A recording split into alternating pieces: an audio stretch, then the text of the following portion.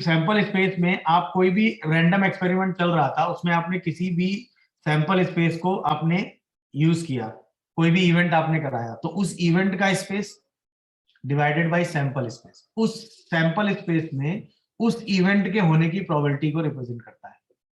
मेरी बात समझ में आ गई? यानी number of sample point of A, जो इवेंट ए हो रहा था, और टोटल सैंपल स्पेस एस, तो N A by NS is probability of any event A occur in sample space F। बात समझ आ गई? ये एक पहला रिजल्ट है जो आप लिख लीजिए, यहां से हम प्रोबेबिलिटी स्टार्ट करेंगे।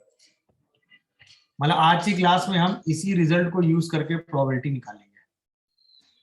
ठीक, आज की क्लास में हम इसी रिजल्ट को यूज करके प्रोबेबिलिटी निकालेंगे। बाकी सैंपल स्पेस, इवेंट स्पेस, ये सब इतना समझने की जरूरत नहीं। समझ में आ गया? तो अब आज के बाद जब भी हम किसी भी इवेंट की प्रोबेबिलिटी निकालेंगे तो टोटल सैंपल स्पेस निकाल लेंगे, उसका इवेंट स्पेस निकाल लेंगे, दोनों को डिवाइड कर देंगे तो आपकी प्रोबेबिलिटी निकालेंगे। ये दोनों चीजें निकालने के लिए हम यूज करते हैं पीएनसी का, तो आप पढ़ ही चुके हैं भाई। टोटल सैंपल स्पेस निकालने में भी आप पीएनसी यूज करोगे, सैंपल स्पेस निकालने में भी आप पीएनसी यूज करोगे, दोनों को डिवाइड करोगे तो आपको उस इवेंट की प्रोबेबिलिटी निकल आएगी। अगर वो इवेंट श्योर हो जाए तो उसकी प्रोबेबिलिटी 1 होती है। अरे हाँ है ना? और नहीं तो प्रोबेबिलिटी की वैल्यू हमेशा 0 से 1 के बीच में। नोट कर लीजिए इस चीज को बस।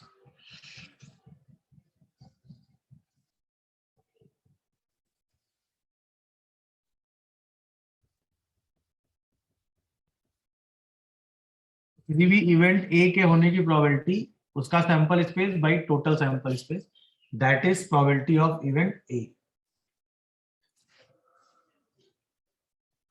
ठीक है, अब ये दोनों चीजें कैलकुलेट करने के लिए हम यूज करेंगे पीएनसी का। तो हमारा पहला सेगमेंट जो है वो यही है। ठीक है, चलिए पहले कुछ आसान से क्वेश्चन लेते हैं फिर आगे बढ़ते हैं।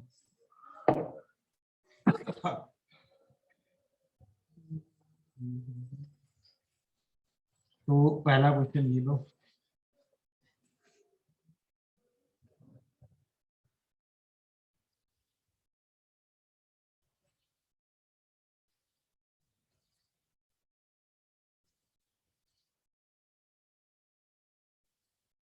पहला क्वेश्चन, क्वेश्चन दिख रहा है ना सबको? x जो है वो है 33 की पावर n।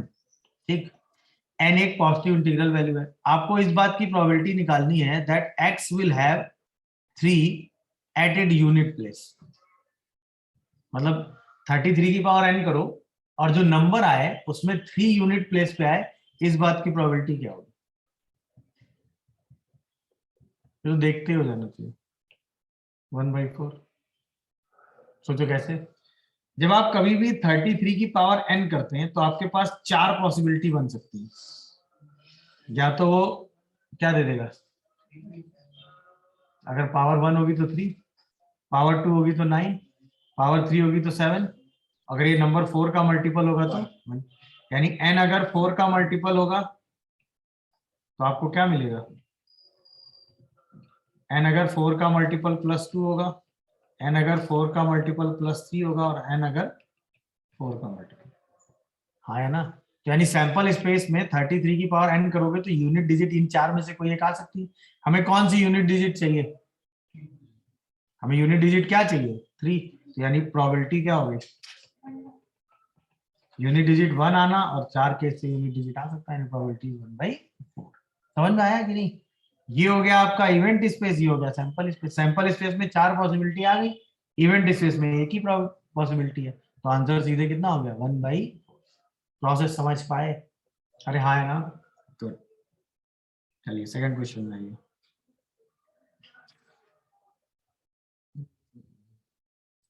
इन सारे क्वेश्चंस में हमको सिंपल सा वही काम करना है, हमको सैंपल स्पेस बनाना है, इवेंट स्पेस बनाना है, और सीधा सिंपलीफाई करके आंसर देना है। चलिए थिंक। क्वेश्चन दिख रहा है ना? एक नंबर x है जो कि आपको 1 to 100 के बीच में लेना है। ठीक है, और इस इनइक्वालिटी को वो नंबर सेटिस्फाई करना चाहिए। तो बताओ इस बात की प्रोबेबिलिटी क्या होगी? कोई भी एक नंबर लेना है तो उसके लिए सैंपल स्पेस कितना हो गया? 100।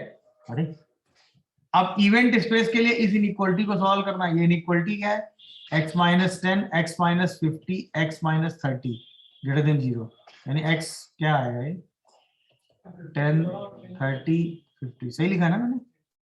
प्लस माइनस क्या चाहिए आपको? प्लस, यानी x कहां से कहां होना चाहिए? 10 से 30 के बीच में हो या फिर 50 से 100 के। अरे हाँ है ना, बोलो भाई। 10 से 30 के बीच में कितने नंबर आएंगे? 30 नहीं होना चाहिए, तो 30 डिनोमिनेटर में है ना। 10 से 30 के बीच में कितने नंबर आएंगे? 20, नॉट इंक्लूडिंग 30। और 50 से 100 के बीच में, समझ गए? तो इवेंट स्पेस कितना हो गया? इन 20 में से कोई एक नंबर ले लो या इन 51 में से कोई एक नंबर ले लो, दैट इज 71। तो प्रोबेबिलिटी ऑफ इवेंट कितना आ गया? तरीका समझ में आया होगा भाई? अरे हाँ है ना, क्लियर हुआ? अभी भी हमने सिंपल काम किया, जो इवेंट के होने का स्पेस था वो निकाल लिया, जो सैंपल के होने का स्पेस था वो निकाल लिया, सिंपलीफाई किया आंसर। क्लियर हो गया होगा? समझ में आया कि नहीं? अभी ये प्रोसेस एकदम सिंपल है, कहीं भी आपने कुछ भी एक्स्ट्रा नहीं किया। अगला क्वेश्चन लो।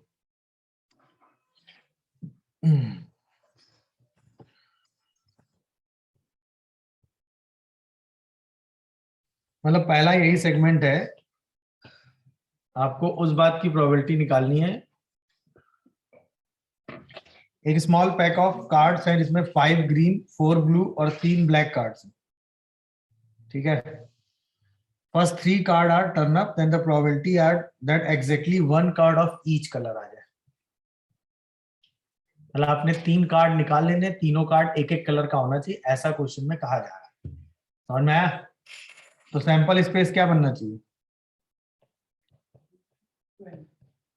3 ब्लैक कार्ड है आपके पास, टोटल कितने कार्ड है? 12। 12 में से कितने कार्ड आपको लेने? पॉसिबिलिटी तो 12 से 3 हो गई ना, कोई भी 3 कार्ड ले लेंगे। अरे हाँ है ना, ये सैंपल स्पेस हो गया, दिखा? अच्छा, इवेंट स्पेस क्या कह रहा है? हर कलर का एक कार्ड चाहिए, इसका मतलब एक ग्रीन आ जाए, एक ब्लू आ जाए और एक ब्लैक आ जाए। नहीं आया समझ में? इसी को आप प्रोबेबिलिटी निकाल लेंगे। कितने लोग समझ पाए भाई?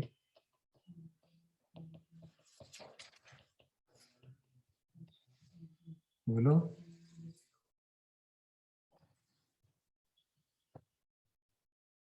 Answer is 3/11। तरीका समझ गए होगे?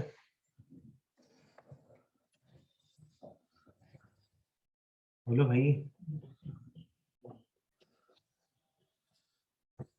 समझ में आया कि नहीं? चलिए अगला question.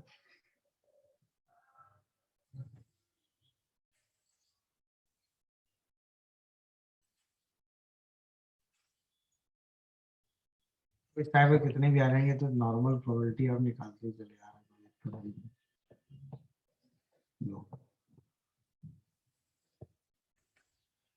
Probability that exactly 3 letter between R and F. R और एफ के बीच में एग्जैक्टली 3 लेटर होने चाहिए, exactly 4 letter between R and S. बताओ, टोटल वर्ड्स बना लो, आर और एस के बीच में 4 लेटर रख के वर्ड बना लो, दोनों को डिवाइड कर दो, आंसर आ जाएगा। अब आर और एस के बीच में वर्ड 4 एग्जैक्टली लेके बनाना, ये तो आपने सीखा ही है ना पीएनसी में। तो पहला सेगमेंट यही होता है प्रोबेबिलिटी का, बाकी अभी थ्योरम्स आएंगी वो आगे आएंगी।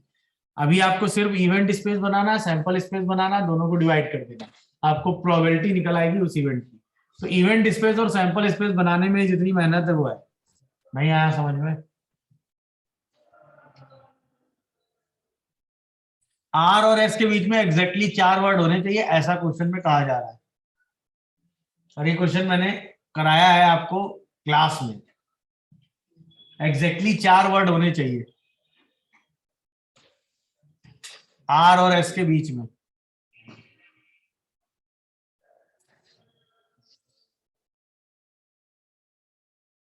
सारे लेटर डिफरेंट है? नहीं है, कुछ सेम नहीं है, सारे डिफरेंट है ना, बस तो क्वेश्चन आसान हो गया। टोटल कितने हैं? 1 2 3 कितने 11 लीटर, तो सैंपल स्पेस कितना हो गया 11 फैक्टोरियल, ये तो ओके हो गया। अब इवेंट स्पेस पे आ जाओ। इवेंट स्पेस में कह रहा है कि आर और एस के बीच में एग्जैक्टली 4 लीटर आपको चाहिए। हाँ है ना, मतलब ये बंडल जहां भी आए ऐसा ही आए।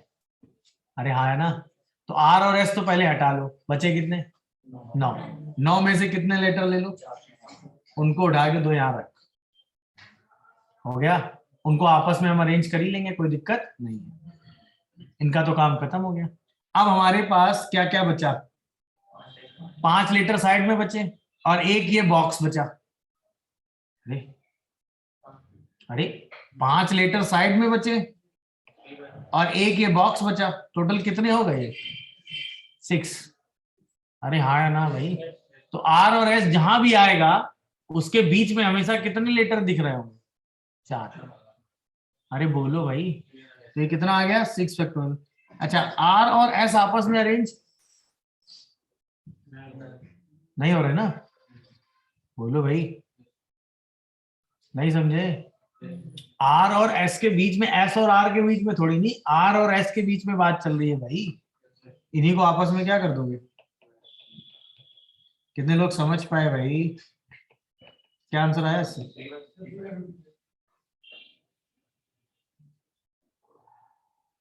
क्लियर हुआ, कितना आ रहा 3 भाई, कितने लोगों को समझ में आया भाई।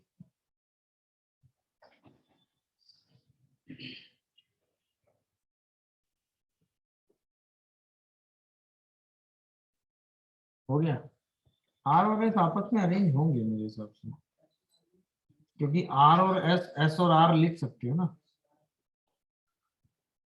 2 फैक्टोरियल मल्टीप्लाई कर लो, आर और एस, एस और आर तो लिख ही सकते हो, क्या दिक्कत। आंसर 6/55। यहां तक कोई कंफ्यूजन हो तो बताओ। आर और एस, एस और आर में कोई दिक्कत नहीं है ना, ये तो आपस में अरेंज होंगे ना, ठीक है डन। तो ये पीएनसी था अभी तक, तो कुछ आगे किया ही नहीं। आगे आओ, ये वाला क्वेश्चन।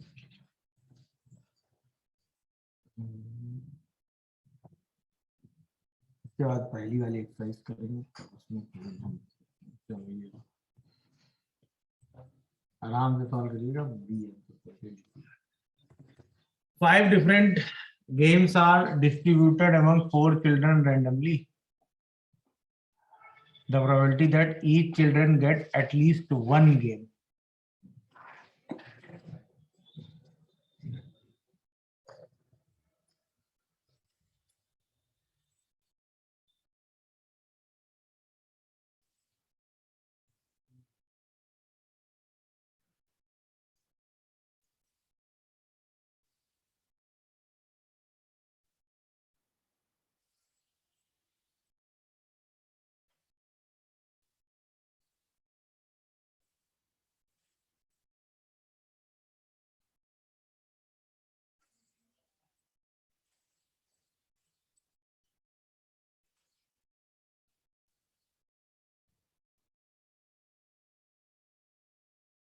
कितने होंगे सैंपल स्पेस 4 की पावर 5।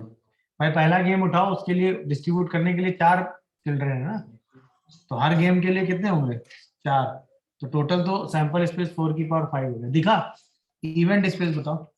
याद है मैंने आपको एक क्वेश्चन कराया था डिवीजन एंड डिस्ट्रीब्यूशन में, बॉल और बॉक्स, याद है। इसमें बॉल और बॉक्स दोनों डिफरेंट है, ये फील आया कि नहीं। 5 डिफरेंट गेम है और 4 चिल्ड्रन है, चिल्ड्रन तो अलग ही अलग होंगे ना, इक्वल थोड़ी ना हो जाएंगे।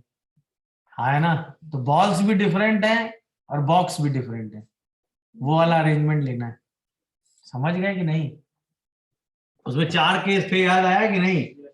पहला वाला केस लेना है जिसमें दोनों डिफरेंट है, तो फिर अरेंजमेंट लगाना है।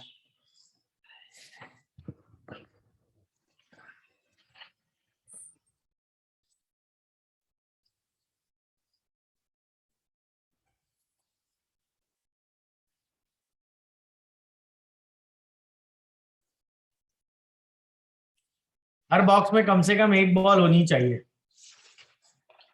तो तरीका क्या हो सकता है,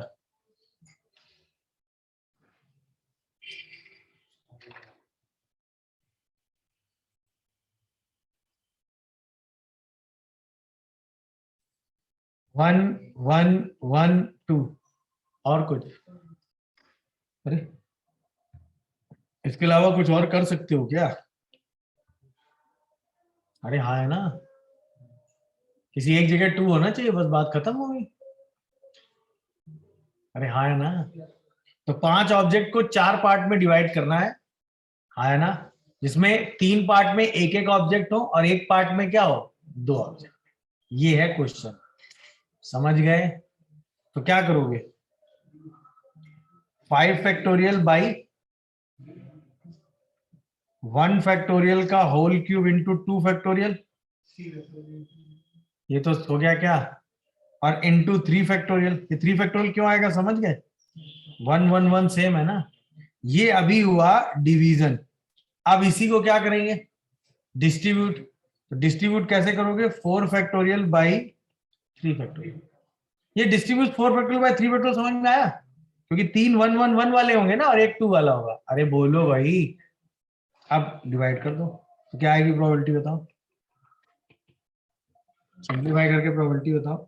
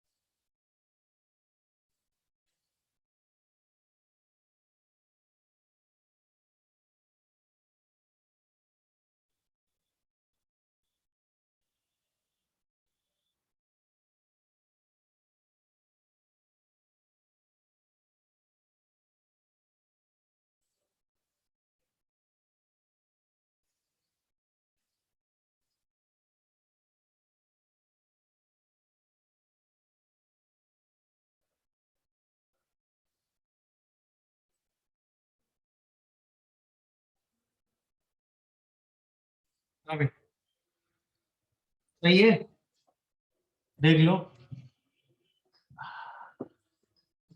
देख लो, सोच लो।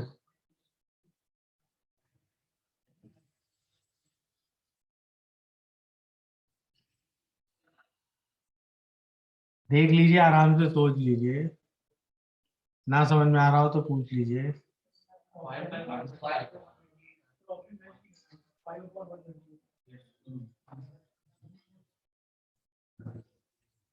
आंसर क्या है?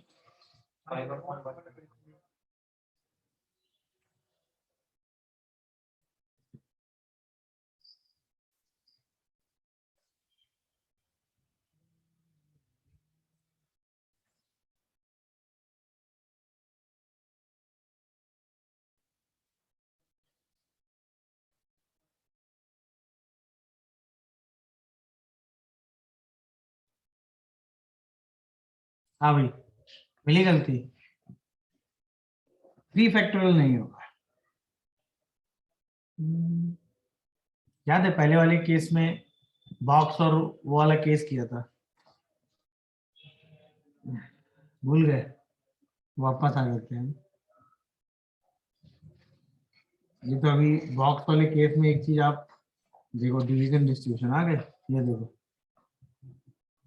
दिखा, सेकंड वाला केस। अरे हाँ या ना, बॉक्स बॉल दोनों डिफरेंट हैं, सिर्फ क्या मल्टीप्लाई किया है। अरे हाँ या ना, बोलो भाई, 3 फैक्टोरियल बाई 2 फैक्टोरियल कब किया था, जब बॉल्स कैसी थी और बॉक्स कैसे थे। नहीं आया समझ में? यहाँ पर सिर्फ क्या डिवाइड होगा, सिर्फ 4 फैक्टर, क्योंकि आपको, आपने क्या किया, पहले बॉल्स को 4 पार्ट में डिवाइड तो कर ही दिया है, फिर केवल उन 4 पार्ट को आपस में आपने क्या किया, अरेंज किया, क्योंकि बॉक्स और बॉल दोनों डिफरेंट है ना। नहीं आया समझ में? अब आंसर मैच कर जाएगा, बी आ गया वहां। अरे हाँ है ना, आंसर इज 15/60। समझ में आया, 3 फैक्टोरियल नहीं होगा। क्यों नहीं होगा, ये बात क्लियर हुई? मैंने आपको स्पेसिफिकली वो बात बताई थी, इसीलिए कि आपको इसमें जो केस लेना है उसमें क्या लेना, वही वाला, बॉक्स भी डिफरेंट और बॉल्स भी डिफरेंट। तो जब बॉल्स और बॉक्स दोनों डिफरेंट होंगे तो सिर्फ आप ये 4 पार्ट देखेंगे और इनको 4 जगह डिस्ट्रीब्यूट कर देंगे, तो 4 फैक्टोरियली तरीके से तो डिस्ट्रीब्यूट होगा। अब ये जो 2 बॉल होंगी वो किसी ना किसी एक के पास तो आ ही जाएंगी। अरे हाँ है ना, क्योंकि ये B1, ये B2, ये B3 और ये B3, B4, B5 ऐसा वाला एक पेयर होगा। ऐसे बहुत सारे पेयर होंगे, हर पेयर को कितनी तरीके से लिख सकते हैं वो आपने लिख लिया पहले, फिर उनको डिस्ट्रीब्यूट कर दिया। नहीं आया समझ में? क्लियर हुआ? गलती मिल गई तो बोलो भाई। तो अब आते हैं जरा एक्सरसाइज 1 पे, पहला क्वेश्चन।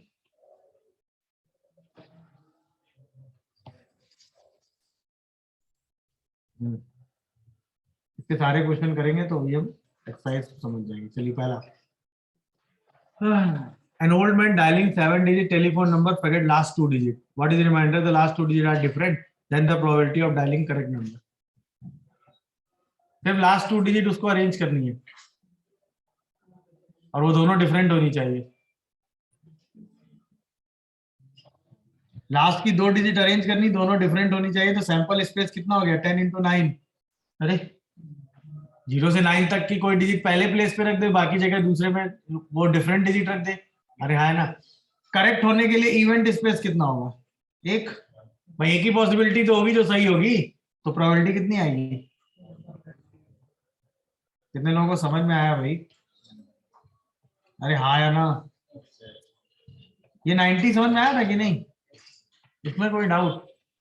क्लियर हुआ तो वेरी गुड। सेकंड क्वेश्चन में ये सारे क्वेश्चन करेंगे तो ये पीएनसी वाली चीज समझ जाएंगे।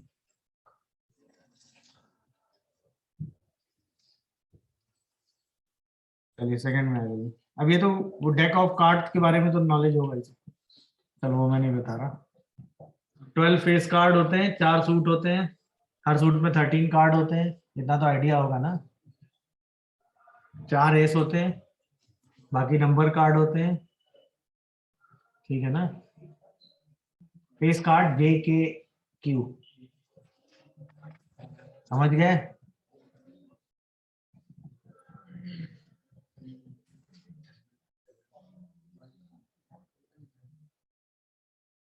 अब आप में 52 कार्ड है और एक कार्ड ड्रॉ किया है, वो कार्ड ना तो डायमंड हो और ना ही फेस कार्ड हो, तो इस बात की प्रोबेबिलिटी क्या होगी? 12 फेस कार्ड हटा दो, है ना, और 12 डायमंड हटा दो। एक फेस कार्ड नहीं, 12 नहीं, 10 डायमंड हटा दो। अबे 3 तो फेस कार्ड वहां काउंट ही हो गए ना। अरे हाँ है ना? नहीं समझे? नहीं समझे? हाँ तो 12 होगा ना। JKQ ये फेस कार्ड हुए, तो 12 तो फेस कार्ड आपने हटा रखे। अब डायमंड जो होगा वो हटाओगे, है ना। 3 तो यहाँ आ ही गए ना, तो डायमंड में कितने बचे? 4। अरे हाँ है ना भाई। तो टोटल कितने कार्ड आपको नहीं लेने? 20। बचे कितने? बचे कितने भाई? 30। तो पहले की प्रोबेबिलिटी क्या होगी? 30 में से एक कार्ड लो और 52 में से एक कार्ड लो। अरे हाँ है ना? देख लो भाई, कोई डाउट आ रहा हो तो बताओ। Answer is 15/26। सेकंड बताओ, बोलो। किंग हो या रेड कार्ड हो? कितने रेड कार्ड होते हैं? 26। अरे हाँ है ना। 26 रेड कार्ड होते हैं, 26 ब्लैक कार्ड होते हैं, याद आया कि नहीं? है? और 2 किंग एक्स्ट्रा हो गए, बोलो भाई। 26 हो गए क्या रेड कार्ड? बोलो, बोलो भाई। और 2 क्या हो गए अलग से? टोटल कितने कार्ड हो गए? तो आंसर क्या होगा? 28/52 ना। अरे रेड कार्ड के तो किंग आ गए ना, अदर से 2। ये कितना आ गया? चलो थर्ड वाले का आंसर बोलो। Black and face card.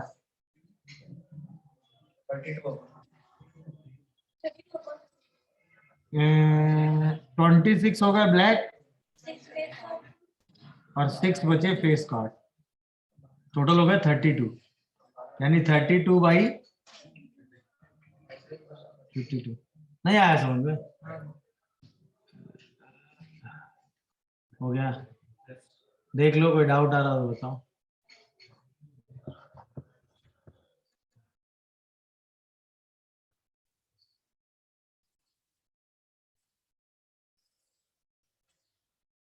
हो गया? अरे हाँ है ना, सही है लास्ट वाला आंसर गलत है, सही है। क्वेश्चन देखो क्या लिखा है, गजब के गधे हो तुम लोग। कार्ड ब्लैक भी होना चाहिए और ऊपर से फेस भी होना चाहिए उसमें।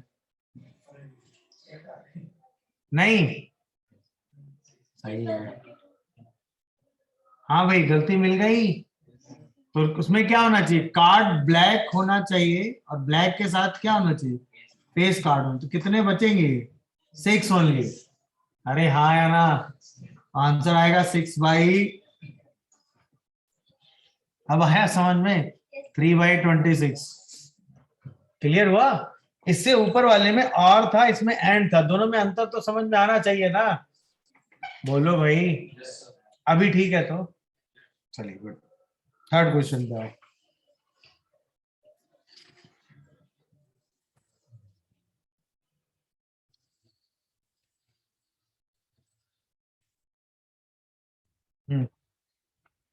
Three vertex of regular hexagon लेकर रैंडमली ज्वाइन करेंगे तो एक ट्रायंगल बनेगा।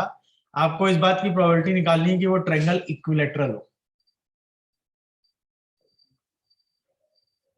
टोटल ट्रायंगल कितने बनेंगे, 63। इतना तो फील आ ही रहा होगा। रेगुलर हेक्सागन मतलब बेंजीन, तो 6 कॉर्नर होंगे, तो सैंपल स्पेस तो सबको मिल गया होगा 6C3। इवेंट स्पेस बताओ,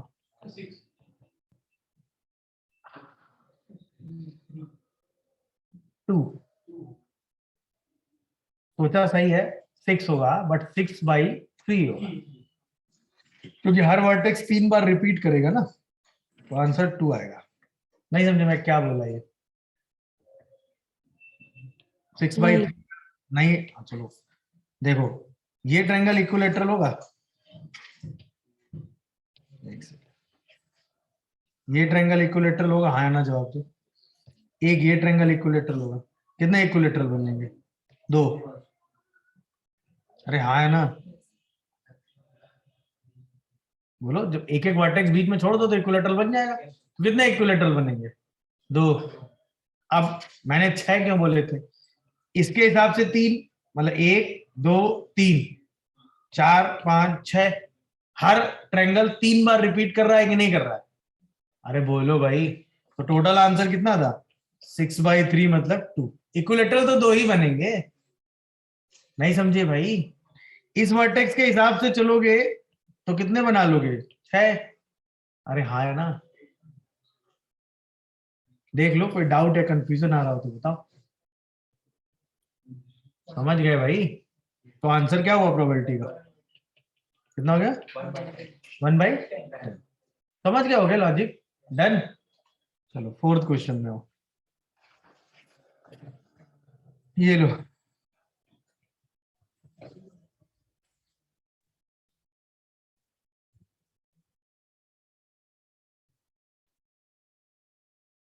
Hmm. 7-letter word form 4 consonant and 3 vowel, all are different. What is the probability that word is starting with a vowel?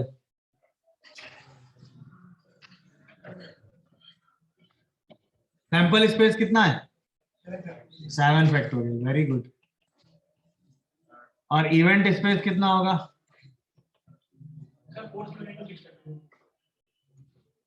Word आपका वॉवेल से स्टार्ट होना चाहिए, यानी पहले प्लेस पे तो वॉवेल ही आ जाए, तो 4 × 6 फैक्टोरियल। अरे बाकी आगे, अच्छा सॉरी, 3 × 6 फैक्टोरियल।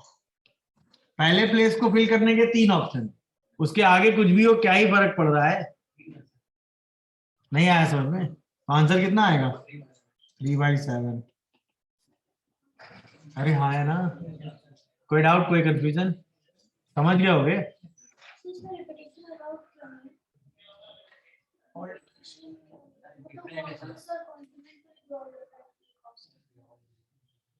कितने लेटर का वर्ड बनाना है बेटा? और सारे कॉन्सोनेंट और वॉवेल लेके बनाना है, तो रिपीटेशन कहाँ कर दोगी?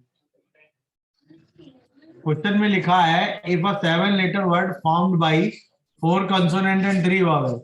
कितने लेटर है तुम्हारे पास? 7 ही का वर्ड बनाना है, तो रिपीट कहाँ से करा लोगी?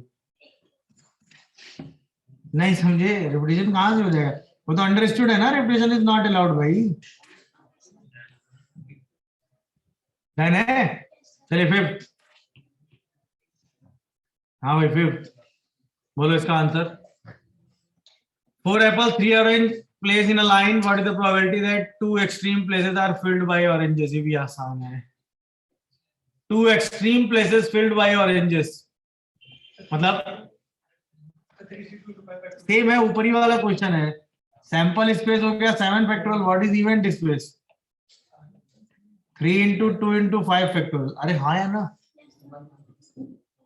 अरे एक्सट्रीम प्लेसेस मतलब स्टार्टिंग और एंड में क्या होने चाहिए? ऑरेंजेस। तो पहले वाले प्लेस पे कितने होंगे? 3, लास्ट वाले प्लेस पे 1। 2 तरीके नहीं आया समझ में? बाकी को अरेंज करने के कितने तरीके हो गए? 5। अरे बोलो भाई, तो टोटल आंसर क्या हो गया? कितना? 1/7। देख लो, कोई डाउट आ रहा तो बताओ। समझ रहे हो कि नहीं? क्वेश्चन आसान था। गुड। अब आते हैं 2 नेट, ये लो सही। नहीं, क्या आसान ही है, इसका भी लॉजिक बताया है मैंने एक ही वाले केस में।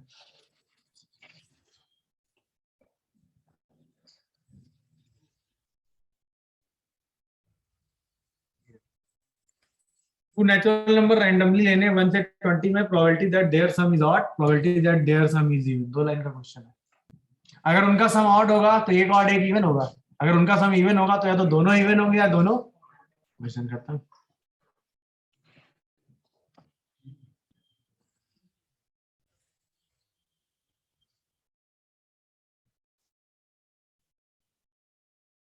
तो दोनों केसेस में सैंपल स्पेस कितना होगा? बोलो। 20C2। 20 में से 2 नंबर लेने हैं ना। पहले वाले केस में इवेंट स्पेस कितना होगा? सम इज ऑड, मतलब 10 ऑड 10 इवन है। आपके पास 10 ऑड और 10 इवन है, तो क्या करोगे?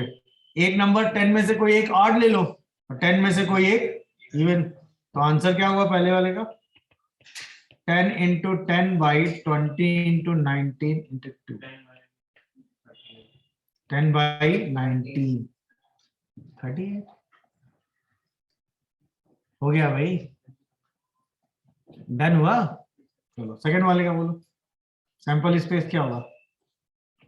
देयर सम इज इवन, मतलब 10 में से कोई भी 2 नंबर लो और यही काम 10 में से कोई भी 2 नंबर लेके कर दो। नहीं समझे?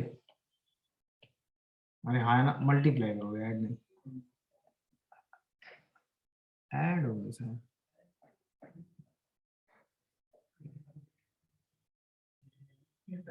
ऐड होंगे ना दोनों, है ना? अरे पहले 10 में से कोई 2 नंबर लो या दूसरे 10 में से कोई 2 नंबर लो, नहीं सही लिखा है भाई। बस तो प्रोबेबिलिटी बताओ कितनी आ रही? 9। अरे हाँ है ना। वैसे सो करने का एक तरीका और था भाई, जब 2 नंबर लोगे तो या तो उनका सम इवन आएगा या उनका सम अगर ऑड आने की प्रोबेबिलिटी निकाल चुके हो तो इवन आने की प्रोबेबिलिटी टोटल में से माइनस ही तो होगी। नहीं आया समझ में? अरे 2 नंबर लोगे तो या तो उनका सम इवन आएगा या उनका सम, और तो कुछ नहीं आ जाएगा ना। तो आप ऐसे भी जा सकते थे प्रोबेबिलिटी ऑफ बी निकालने के लिए 1 माइनस प्रोबेबिलिटी सम क्या कर देते? ई ऑड। तो आपको किस बात की प्रोबेबिलिटी निकल आती? सम इज इवन।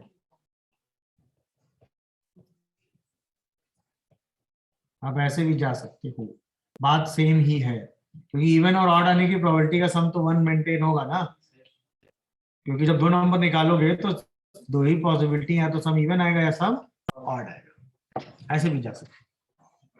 डन हो गया भाई, है ना सब लोग? गुड। नेक्स्ट आइए जरा क्वेश्चन नंबर ओके 8 नहीं पहले 7। अरे ये तो ऐसे भी ठीक ही है।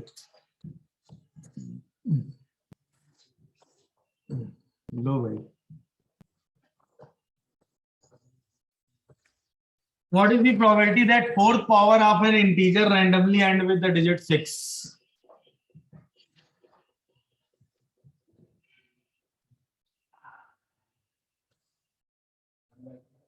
Fourth power of an integer randomly ended with 6.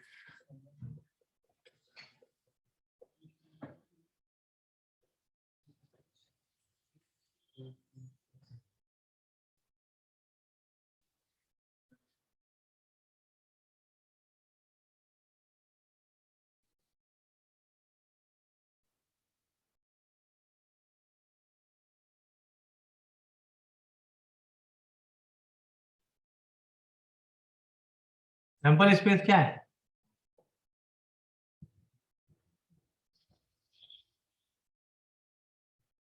नहीं समझ में आ रहा? सैंपल स्पेस 10 है ना भाई, सैंपल स्पेस 10 है, ये समझ में आता है कि नहीं? किसी भी नंबर की फोर्थ पावर करोगे तो या तो 0 आएगा या 1 आएगा या 2 आएगा या 3 आएगा या 4 आएगा या 5 आएगा या 6 आएगा 7 आएगा 8 आएगा 9 आएगा, इसके अलावा तो कुछ और नहीं आएगा ना। आपको वो सिचुएशंस काउंट करनी है जिसमें लास्ट में 6 आ जाए।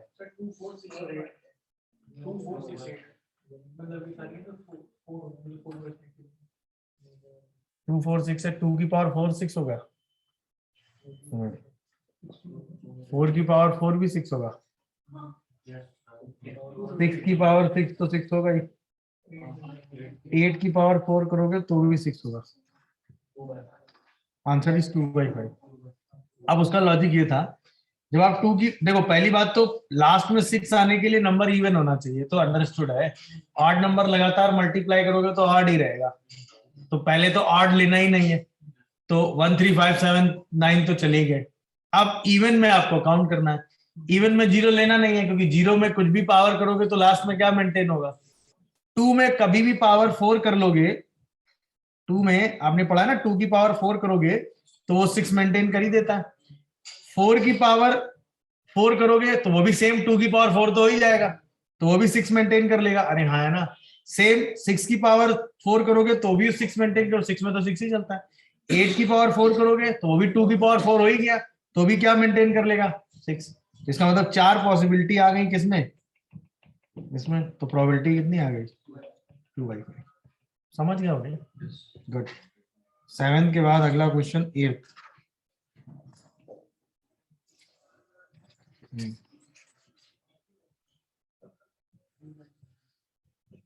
एट था ये, इसके बाद क्वेश्चन सही स्टार्ट है। एट था थिंक। लीप ईयर में क्या होता है? 366 डेज होते हैं। अरे हाँ है ना, 52 तो फिक्स होते ही हैं, ये हो जाते हैं 364, 2 डेज एक्स्ट्रा आते हैं। लीप ईयर में 2 डेज एक्स्ट्रा आते हैं, तो पहला आंसर तो सीधा ही हो गया। अब वो जो 2 डेज एक्स्ट्रा, अच्छा डेज की खासियत होती है वो कंसेक्यूटिव ही आएंगे ना, संडे के बाद जो है मंडे ही आएगा, संडे के बाद फ्राइडे नहीं आएगा। मेरी बात समझ आ रही? तो 2 डेज जो एक्स्ट्रा आएंगे वो क्या क्या हो सकते हैं? Sunday Monday, Monday Tuesday, Tuesday Wednesday, Wednesday Thursday, Thursday Friday, Friday Saturday, अरे हाँ है ना, और सैटरडे संडे, और तो कुछ नहीं हो सकता ना। अब आपसे पूछा गया 53 संडे होने चाहिए, 53 संडे कब कब हो सकते हैं? दो ही पॉसिबिलिटी, यानी सैंपल स्पेस क्या बन गया? 7। तो पहले वाले का इवेंट स्पेस कितना हो गया? 2। दो ही पॉसिबिलिटी तो है भाई, आंसर कितना हो गया? 2/7। अरे बोलो भाई। गुड। अब अगला बताओ, 53 संडे और मंडे।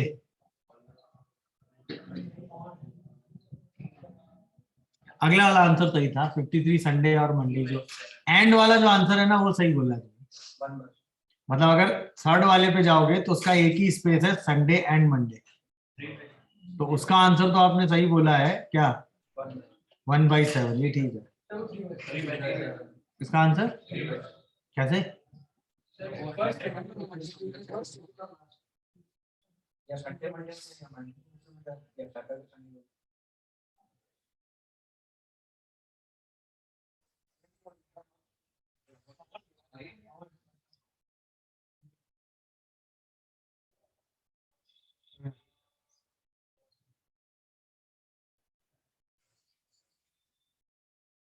Answer is 3/7। किया तो सही है। देखो है क्या, मान लो कि 53 संडे हो जाए या 53 मंडे हो जाए, इसमें ये माइनस कर दो कि 53 संडे एंड मंडे, तो और वाली केस आ जाएगी। अरे ए पूरा बी पूरा, ए इंटरसेक्शन बी माइनस कर देंगे तो ए और बी तो आ गया। बोलो भाई, तो 2/7, 2/7 या तो संडे संडे मंडे तो सेम ही हो गया ना, -1/7, इसलिए आंसर कितना आएगा? अब आया समझ में? लिख लीजिएगा इसको। अरे हाँ है ना।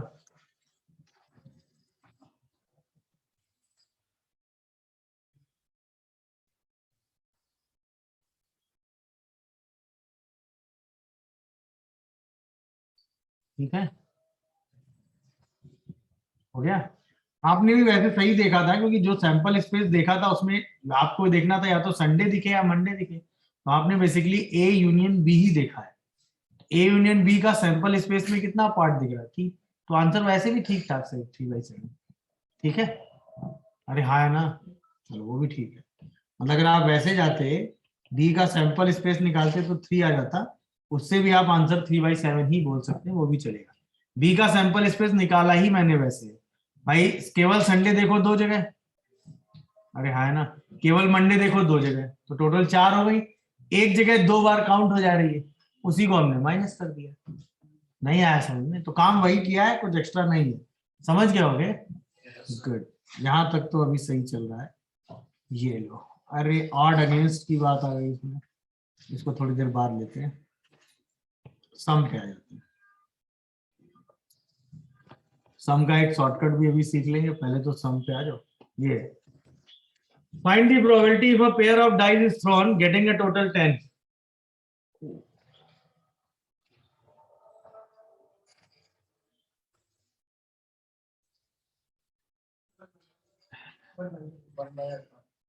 वन बाई 18, एक आंसर आएगा। देखो सैंपल स्पेस तो फिक्स हो गया, कितना?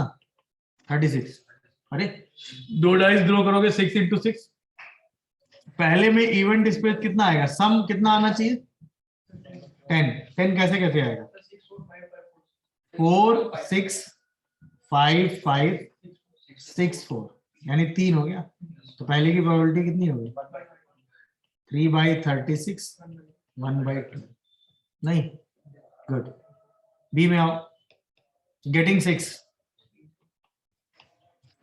तो 3 3 4 2, पहले 2 से शुरू करोगे है ना, 1 से 5, 2 से 4, 3 से 3, फिर बाकी रिपीट, 4 से 2, 5 से 1, तो टोटल 5 ऑप्शन हो गए। तो आंसर कितना हो गया प्रोबेबिलिटी इसके आने का? 5/36। चलो सी बताओ। Getting total which is prime, prime मतलब 1, प्राइम मतलब 1, आगे 3, 2 भी तो प्राइम हुआ, 3 5 7, और तो 1 प्राइम नहीं हुआ, मतलब 1 सम आएगा भी नहीं, तो मैं क्या ही बोल। अरे हाँ है ना, 2 3 5 7 हो गया। 2 सम कितनी बार आएगा? एक बार। 3 कितनी बार आएगा? 2 बार, 1 2 एंड 2। 5 कितनी बार आएगा? 2 3 3 2 1 4 4 1, 4 बार। अरे हाँ ना। और 7 कितनी बार आएगा?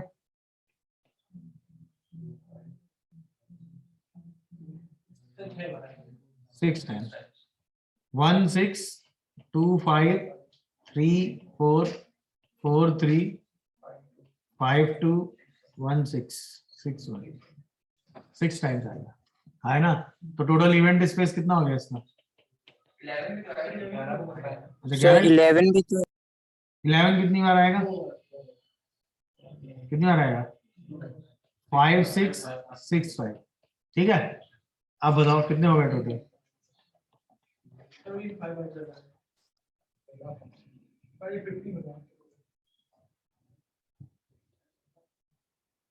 15 हो गया। तो आंसर कितना आ गया?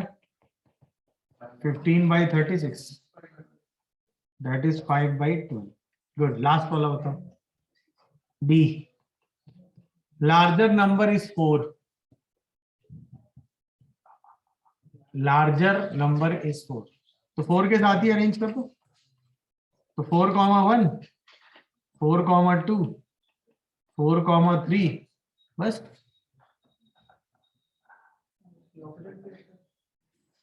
है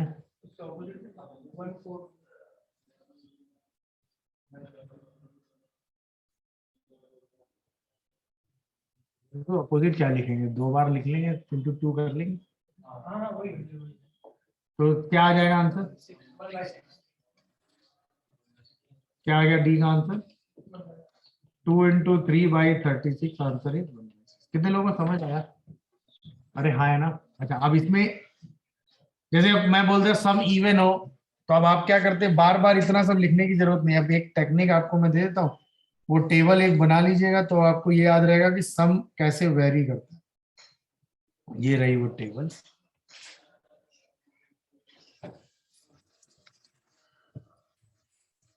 तो आप अब कभी सम ग्रेटर देन 2, लेस देन 2, इस टेबल में सब कुछ मेंशन है। आपने यही आउटकम से सीखा भी है। दिख रहा है कि नहीं?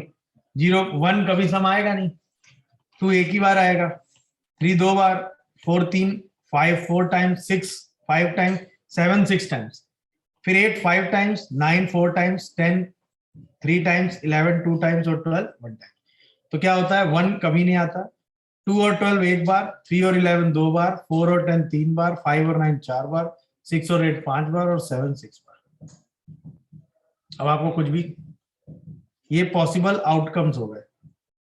अब आपको जैसे इसमें प्राइम चाहिए था, तो प्राइम में था 2, क्या क्या था प्राइम में? 2, ये टेबल बनती 2 3 5 और 7 और 11, सारे आउटकम काउंट करके ऐड कर देते। अब यहीं पे सौता के सम इवन है, तो 2 4 6 8 10 12 सारे आउटकम ट्वाइस कर देते। सम डिविजिबल बाई 3 है, तो 3 6 9 12 सारे आउटकम ऐड कर देंगे। अब आपको पेयर बनाने की जरूरत नहीं पड़ेगी।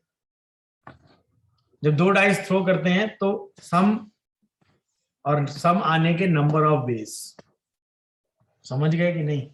बना लीजिए टेबल।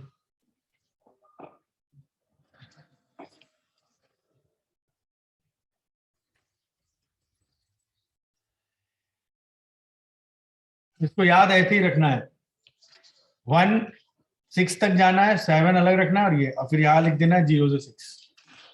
समझ गए? मतलब जब आप इसको लिखेंगे तो ऐसे लिखेंगे 1 2 3 4 5 6 7 8 9 10 11 12, फिर 0 1 2 3 4 5 6, खत्म।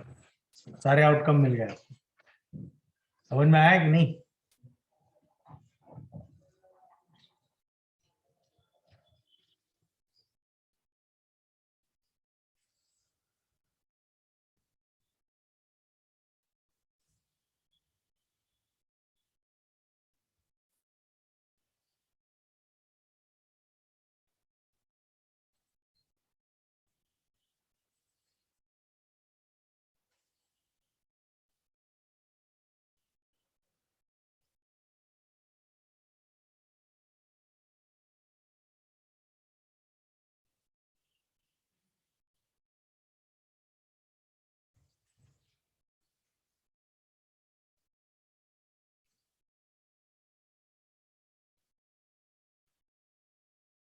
हो गया भाई।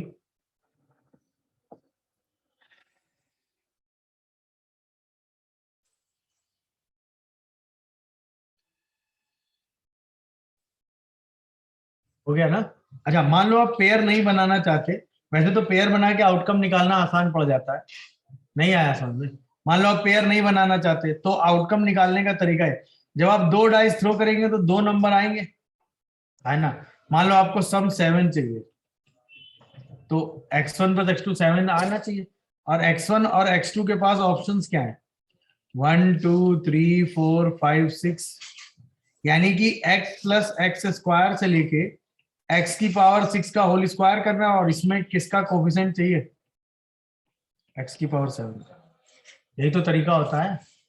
अरे हाँ, है ना। अच्छा, इसको करने के लिए आपने सीखा ही है, कोफिशिएंट ऑफ x की पावर 7। ये मैं इसलिए बता रहा हूँ कि मान लो आपको कोई डाइज ऐसी बना के दे दी जाए जिसमें 1 2 3 4 5 6 ना हो, -3 -5 -7 -9 ऐसे करके नंबर दे दूं मैं, और फिर आपसे सम पूछूं, तो आप पेयर बनाने में जितना टाइम वेस्ट करोगे, ये मेथड निकाल लगा के उससे पहले आंसर निकाल लो।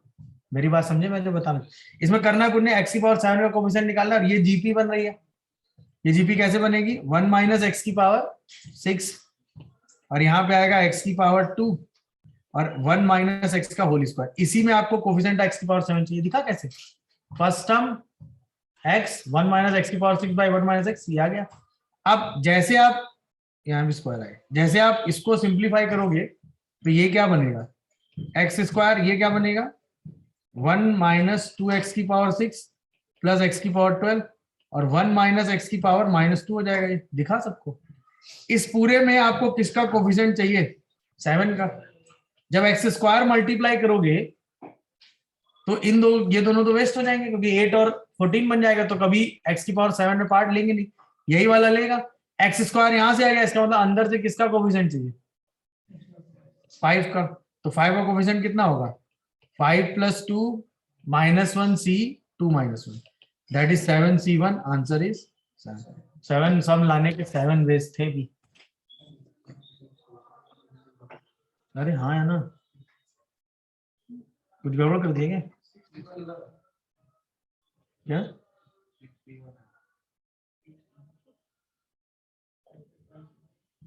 5 नहीं,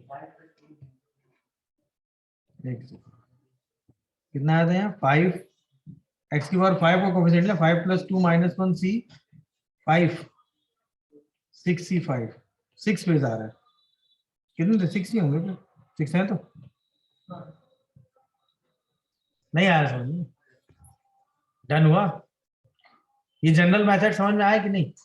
वैसे तो पेयर कैसा भी दिया जाए, आप सम बना के तो लिख ही लेंगे, वो बड़ा टास्क नहीं है, बट इन जनरल कोफिशिएंट पे आप जा सकते हैं। मेरी बात समझ में आई कि नहीं आई। ये मैंने इसलिए बताया, ये क्वेश्चन था जिसमें एक डाइज अजीब सी बनाई हुई है, ये रहा। वैसे इसमें भी पेयर बना के आप आंसर निकाल सकते हो, वो बड़ा टास्क नहीं है। मेरी बात समझ में आ रही है कि नहीं। जैसे ये क्वेश्चन आया आपके सामने और इसको 3 बार थ्रो किया गया है, तो आपको 3 3 के पेयर बनाने पड़ेंगे। एक बार सम 0 आ रहा है और एक बार सम 6 आ रहा है।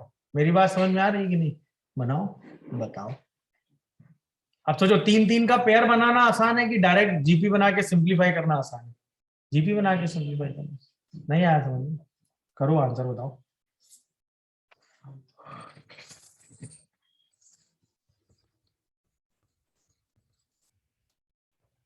ये पूरा अभी पीएनसी का यूज है, उसके अलावा मैंने कुछ नहीं किया है। Event space bye sample space, यही चल रहा है लगातार।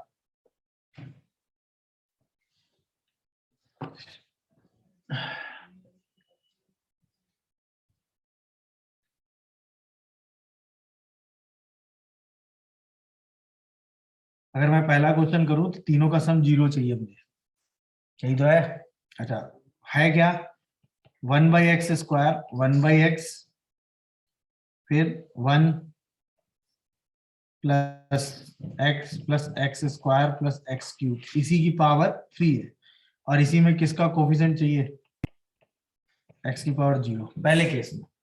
देखो यही तो है। अरे हाँ है ना। अब अगर आप इस एक्सप्रेशन को ओपन करोगे तो 1/x² 1 माइनस एक्स की power 6 upon 1 minus x, check करियो। और इस पूरे की पावर कितनी है? 3। अरे बोलो भाई। अच्छा, अब और इसको अच्छे से लिखो। तो 1 माइनस एक्स की पावर 6 की पावर 3, 1 माइनस एक्स की पावर -3 और होल डिवाइडेड बाई एक्स की पावर 6 है। इसमें अपने को चाहिए कोफिशिएंट ऑफ एक्स की पावर 0 पहले क्वेश्चन में, और दूसरे में क्या चाहिए? कोफिशिएंट ऑफ एक्स की पावर 6। अरे हाँ है ना। अच्छा, एक्स की पावर 0 चाहिए आपको, डन है मामला। तो बताओ एक्स की पावर 0 के लिए क्या करोगे?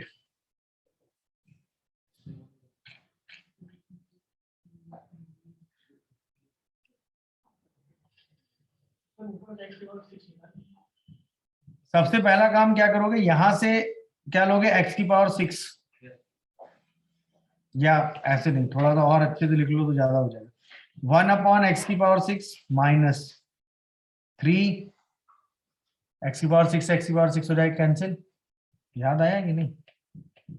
प्लस 3 एक्स की पावर 12 बाई एक्स की पावर 6 माइनस एक्स की पावर 18 बाई एक्स की पावर 6। ये क्यों लिखा समझ में आ रहा होगा, अब और जल्दी समझ जाओगे ना। पहला तो वेस्ट हो गया क्योंकि इससे नेगेटिव पावर कभी आएगी नहीं। यहां पर ये कैंसिल हो गया तो एक्स की पावर 0 यही हो गया, यानी यहां से किसका कोफिशिएंट ले लो? एक्स की पावर 0 का। अरे बोलो भाई।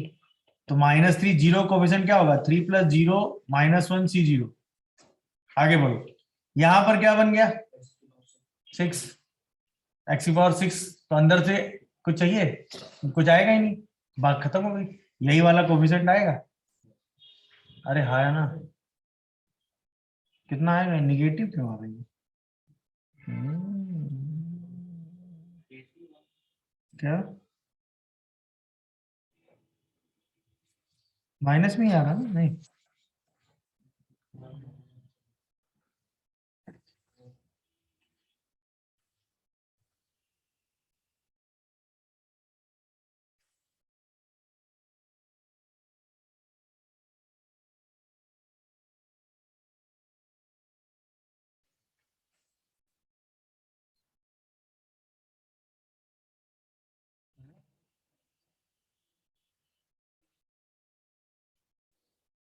कैलकुलेशन ठीक, कुछ गड़बड़ तो नहीं है?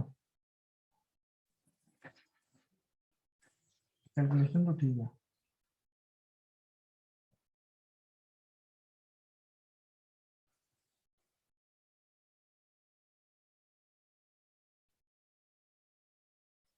ठीक है।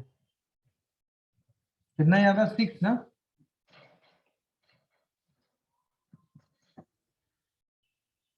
-3।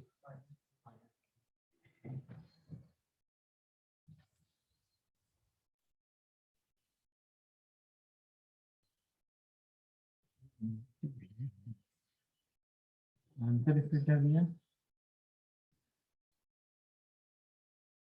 5/108।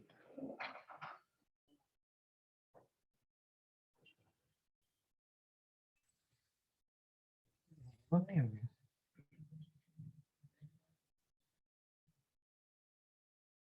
अरे पहला स्टेप गलत हो गया ना। जब यहाँ पर एक्स की पावर -6 है, वही तो गड़बड़ हो गया। तो यहाँ से एक्स की पावर 6 लोगे तो भी तो 0 बन जाएगा। नहीं, अरे जब यहाँ एक्स की पावर -6 है तो यहाँ से एक्स की पावर 6 लोगे तो वो भी 0 ही बनाएगा ना। तो इसका मतलब पहला कोफिशिएंट क्या होगा? 6 + 3 - 1 C6। चेक करो, अब दोनों को सॉल्व कर लो, कितना आ रहा है देखो। 8C2, पहला कितना है? 8C2 - 3, 8C2 कितना होता है? 28 - 3 25 हो गया ये। अरे हाँ है ना। तो अब बताओ प्रोबेबिलिटी कितनी हो गई? इवेंट इस 25 हो गया। अच्छा, ये हो गया 6 इंटू,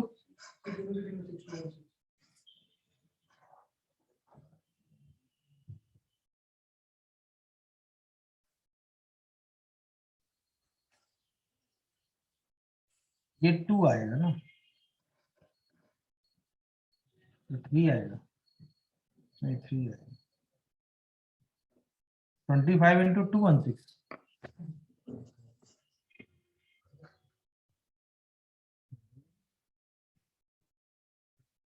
कैलकुलेशन ठीक है ना अभी?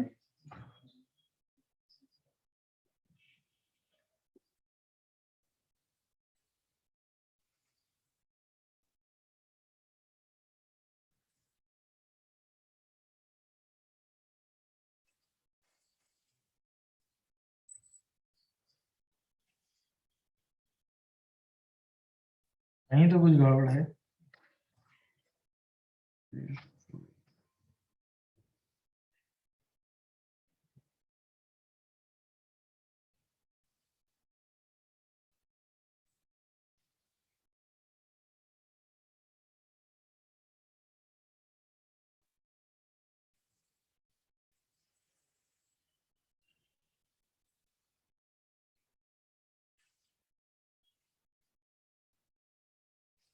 सब सही, कुछ गड़बड़ है क्या? कैलकुलेशन देखो।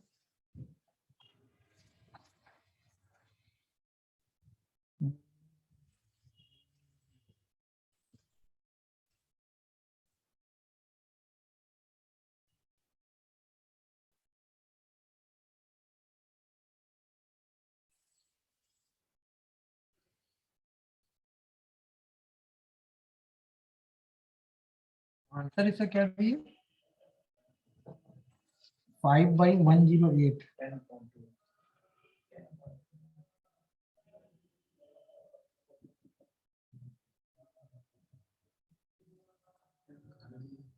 ये आंसर ही गलत होगा फिर तो।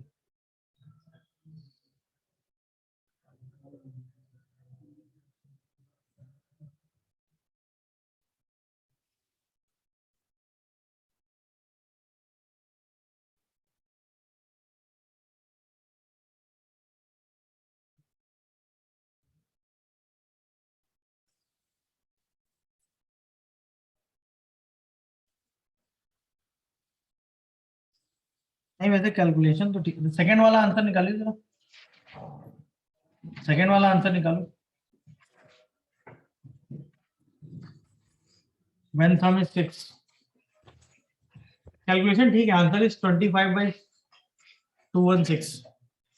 सेकंड वाला आंसर निकालो जरा। कोफिशिएंट ऑफ x की पावर 6,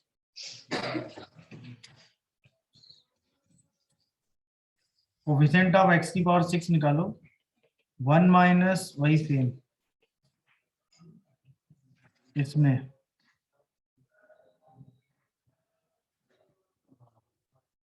सेकंड वाले का आंसर तो नहीं दिया वो। देखो जब यहाँ -6 है तो अंदर से क्या लोगे? 12 ना, तो 12 + 3 -1 सी 12। और जब यहाँ पर 0 है तो अंदर से क्या लोगे? 6, यानी 3 + 6 -1 सी 6। और जब यहाँ पर 6 है तो क्या लोगे? 0, 3 + 0 -1 सी 0। बाकी कभी आएगा ही नहीं। ऐड करिए जरा। 14c2 - 3 × 8c2 + 3, तो 91 माइनस जी 28 आएगा। 8c2 28 होता है ना, इंटू 3,